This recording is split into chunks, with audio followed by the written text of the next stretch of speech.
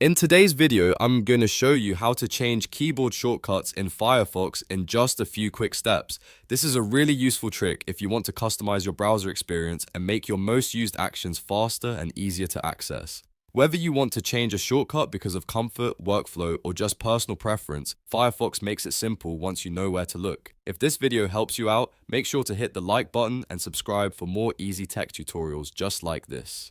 Alright, let's jump right in. First, open Firefox on your computer. You can do this from your taskbar, start menu, dock, or desktop shortcut, depending on what device you're using.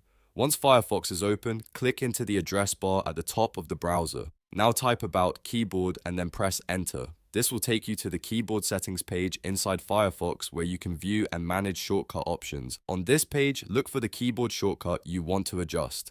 When you find the one you want to change, click the change option next to it.